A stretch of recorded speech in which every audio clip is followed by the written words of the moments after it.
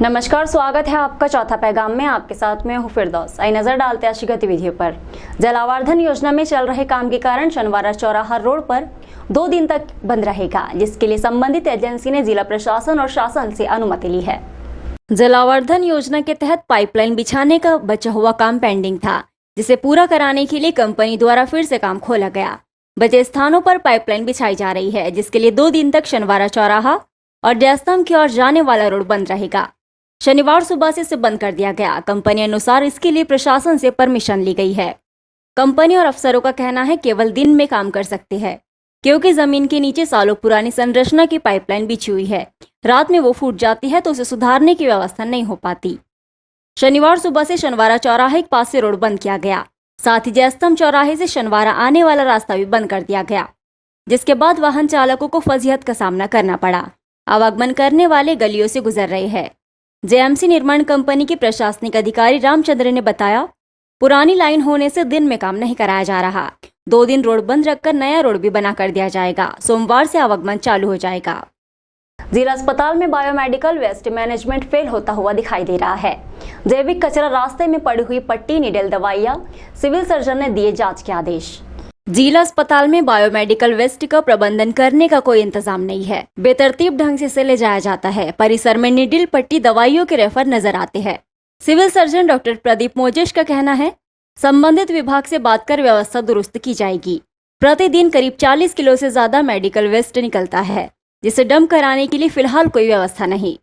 अस्पताल के पास एक गोदाम में मेडिकल वेस्ट रखा जाता है, लेकिन जिस लापरवाही से ये ले जाया जाता है वो स्थिति भी घातक है। कई बार इंजेक्शन, निडिल, पट्टी अस्पताल परिसर में पड़ी नजर आती है।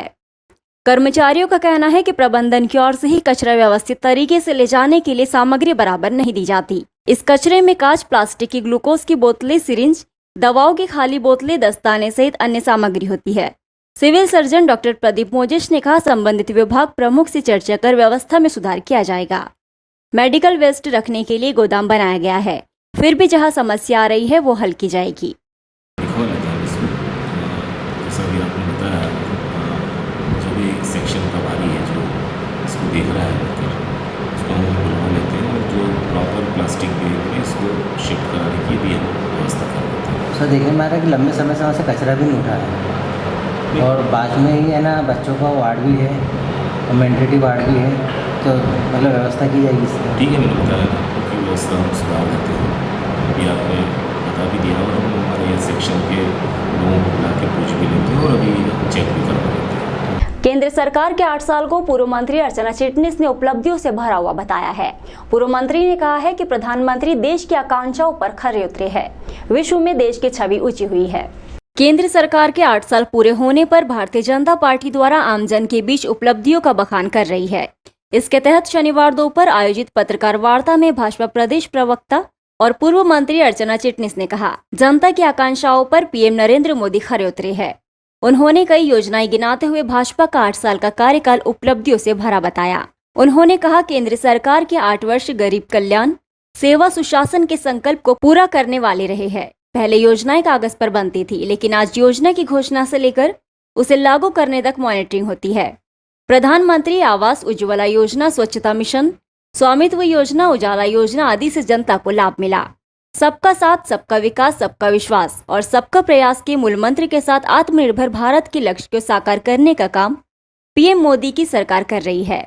इस दौरान भाजपा जिला अध्यक्ष मनोज लदवे, पूर्व महापौर अतुल पटेल, निवर्तमान महापौर अनिल भोसले, पूर्व निगम अध्यक्ष मनोज तारवाला सहित अन्य भाजपा नेता मौजूद थे।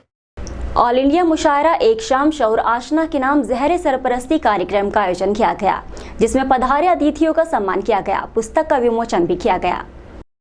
ऑल इंडिया मुशायरा एक शाम शौर आशना के नाम कार्यक्रम का आयोजन किया गया, जिसमें शहर के प्रबुद्धजनों ने शिरकत की, जिसमें मोहतरम मुर्ती रहमतुल्लाह कासमी, मोहतरम अलहाज अहमद, अशरफ साहब, लुकमान मसूद साहब, फरीद सेठ, समाज सेवी करीम सालार साहब, अध्यक्ष इकरा एजुकेशन सोसाइटी जलगांव शामिल हुए, जिसमें शौर आशना द्वारा लिखित पुस्तक को तरकीबे रश्में, रुनुमाई, अफसानवी, मजूमा इंतजार और कब तक का विमोचन किया गया।